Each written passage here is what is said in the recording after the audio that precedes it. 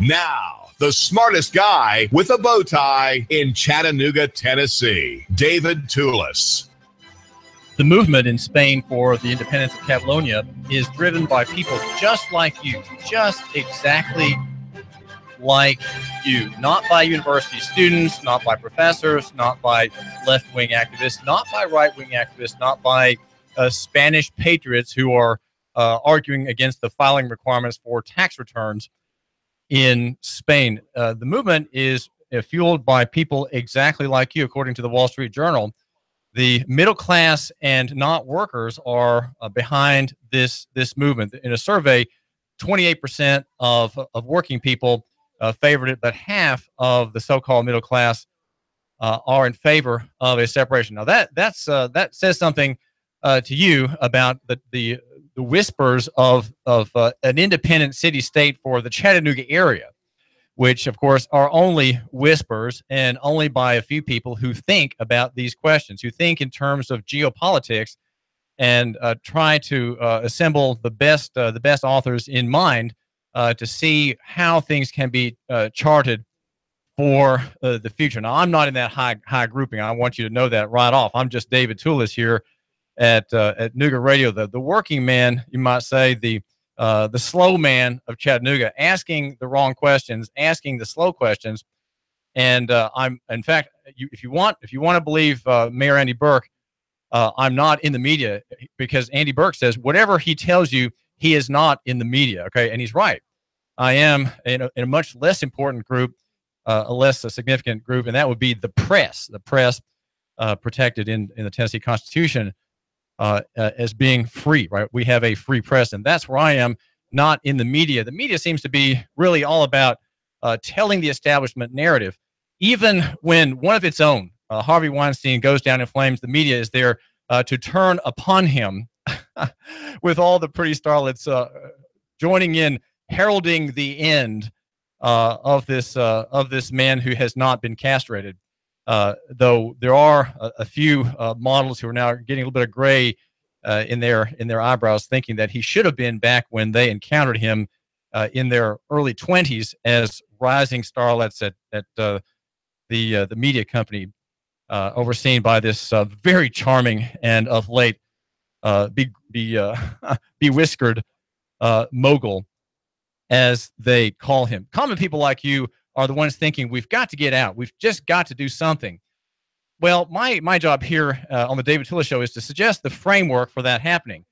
And whether there's a will among a massive middle-class people like you to make changes is, I'll leave that to the Christian church and maybe to a few left-wing revolutionaries over at UTC who think that they can speed things up a bit, right? The church proposing grace, the church proposing an end of tyranny and liberty of sin, from sin first, and liberty from men being under men second. That is, of course, the idea of political economic is always comes where Christianity has a say, and that is to say, an external system of law apart from any man, where you don't have moguls really anymore. You don't have tyrants anymore. You have a much milder form of government through history, and that is, of course, the work of redemption, the turning from judgment, you might say, by God,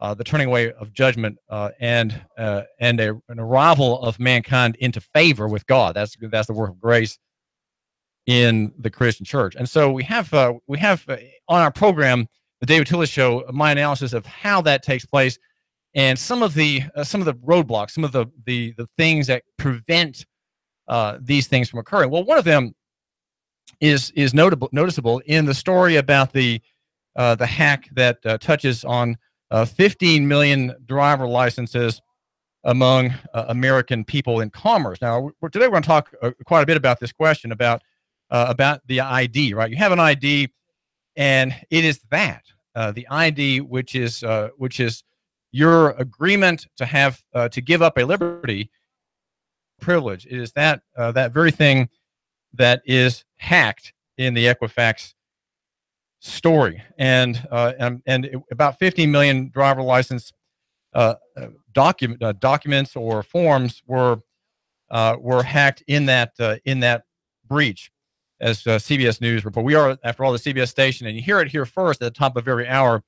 And I'm David Tulis, filling in the gaps, you might say, between CBS news reports every hour at the top. And by the way, if you want to have your business as a sponsor of the CBS News, I got a couple slots left to let you do that. Sponsor the CBS News. It's a great news outlet, and probably the best in the radio world is CBS News. But what is it that's actually stolen these black hat hackers? Well, it's the ID. The ID is the legal construct that most people have, and we have that because we're bullied into having it, and we have them for convenience because we want to live and work and play in the world of the credit market, that of hundreds of short-term loans per year that we all have by use of credit cards, and where debt is an asset, and where the more debt you have, the richer you are, because you're delaying payment, making repayment in depreciating currency. So you see the whole debt market is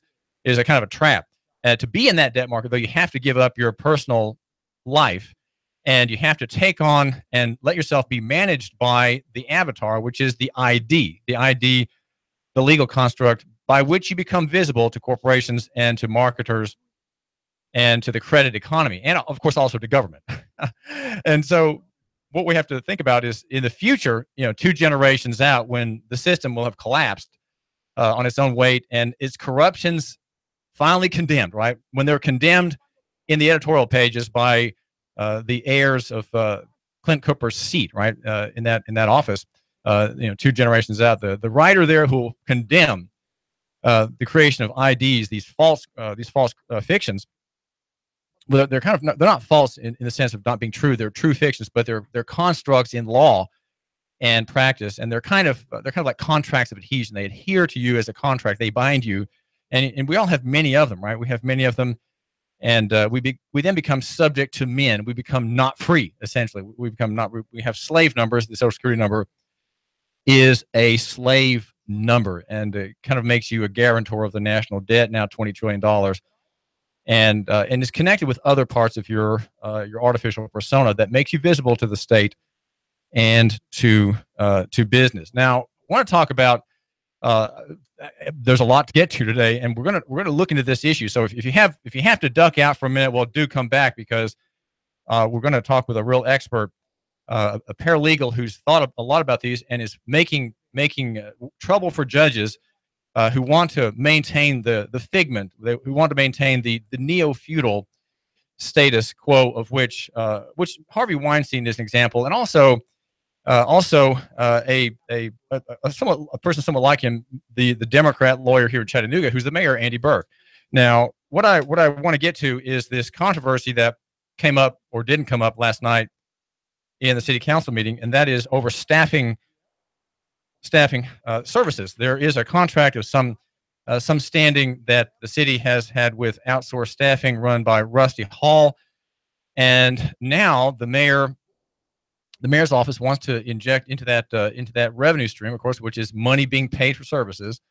It's up to $1.8 million, and it's not just all profit, because that's money that goes to pay the wages of people hired by outsourced staffing to work on short-term assignments for the city. Now, I think we can hear a little bit about that in a minute, but there are about between 75 and 100 posts that are filled, depending on the city's needs, among its hundreds of staff people, by Rusty Hall under contract, right? The contract has been renewed, but now the mayor's office wants to have a favorite, you might say a party favorite, to come into the mix. It's MSI staffing run by J. Marty Lowe and his wife Donna Christian. She is an important person. Okay, she has cut a great figure in Chattanooga. She's highly regarded, and she is part of the mayor's women's council. So there you have an important connection. She is serving the interest of the feminist egalitarian theory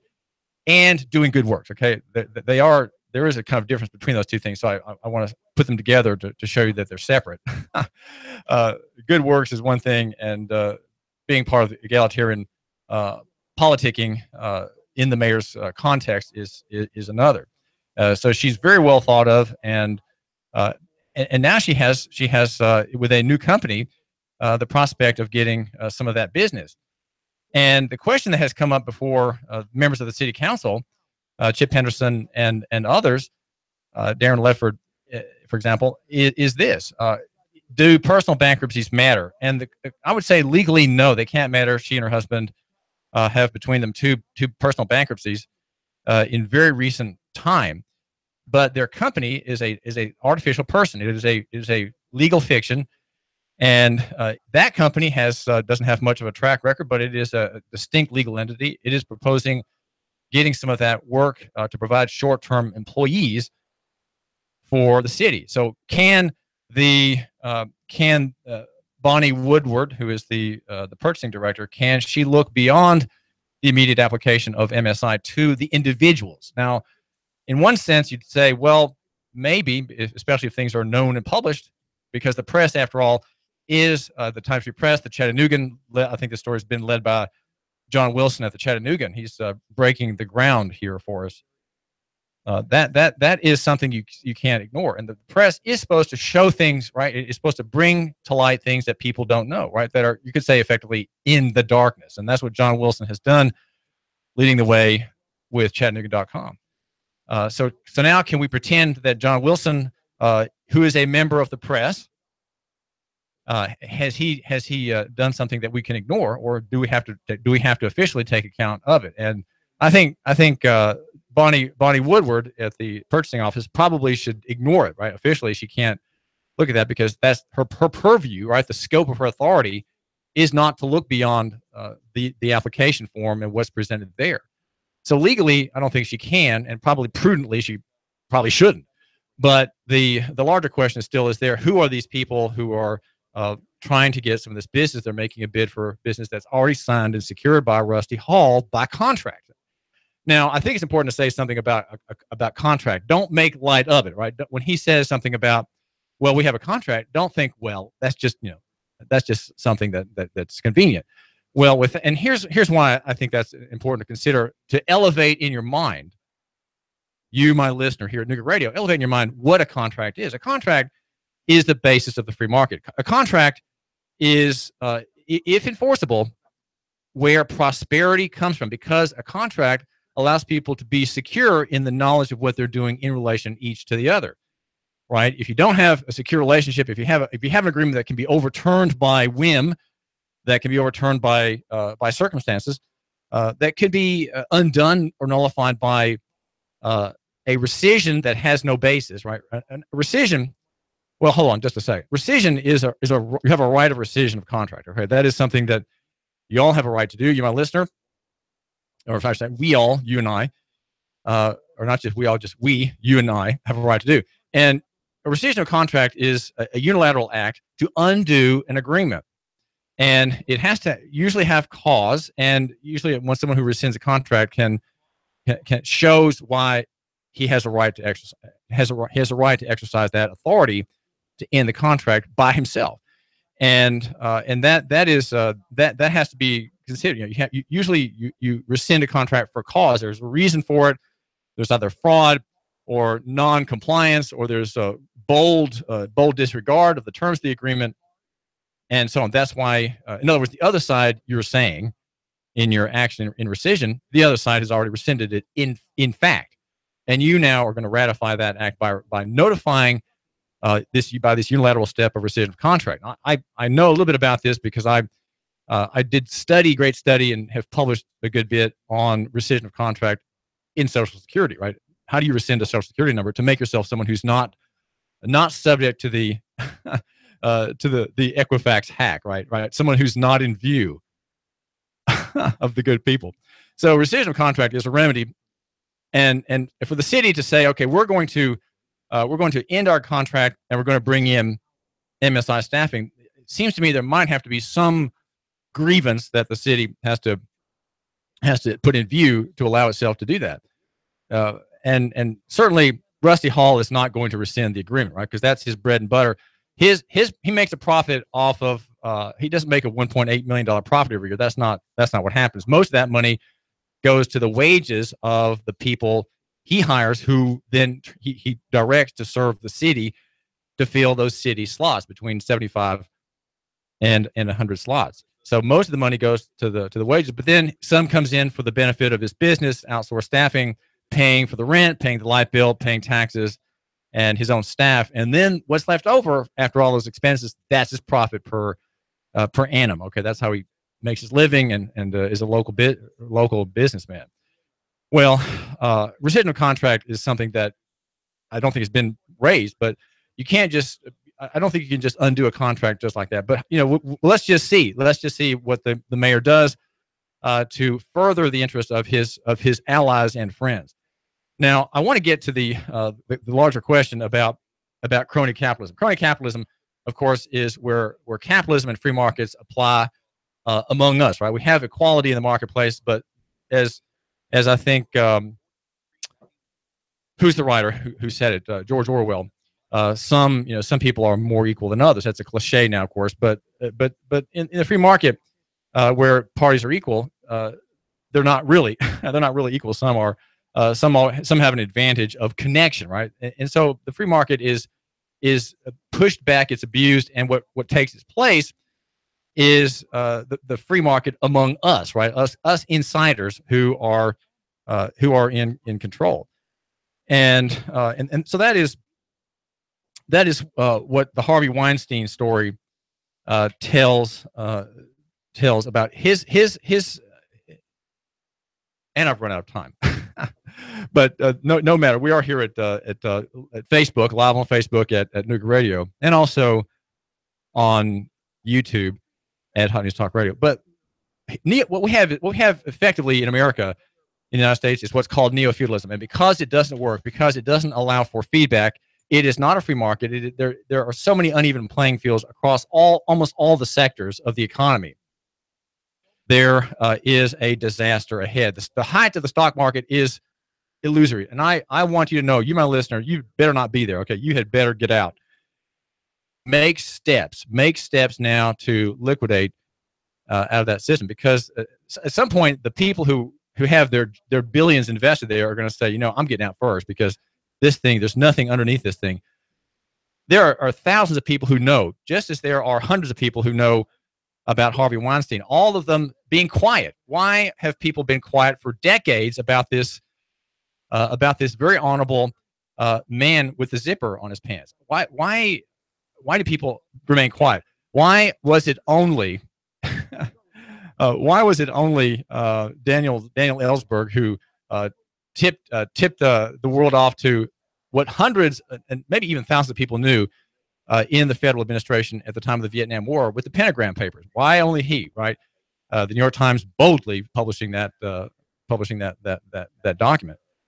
Well, we have a system that is neo-feudal. There are predators at the top, and there are hundreds of them. They occupy all manner of business, not just making movies and not just the media.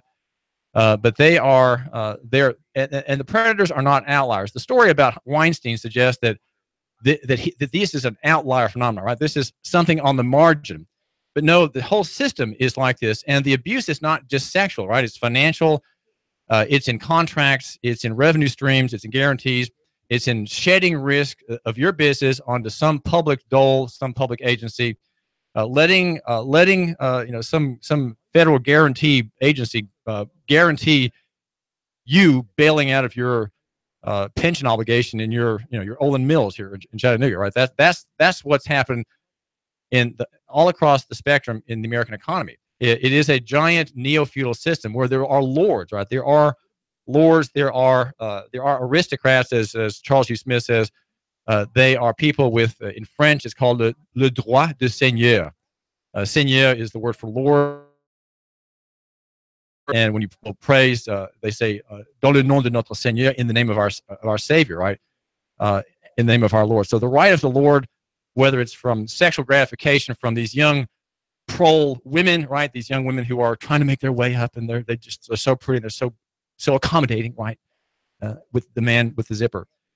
And so in that system, dissent is quashed, right? Who has said anything about Harvey Weinstein? For all these Democrat feminist women have just accepted this, right? And all of their handlers say, well, probably for the sake of prudence, you probably just shouldn't say anything. Just take the payout, right? Just send him a letter, threaten him, and maybe he'll send you a check for $100,000, and then he'll send you another check in 2 years for $100,000, and then another check in 5 years of $75,000. We'll figure it out. Okay, that's what the lawyers will say. So there are the legal goons, they're the handlers, they're the people who handle bimbo eruptions, and the media will turn against a man going down. They'll all turn against him, righteously turning against the single man who's bad, the single individual man who's bad.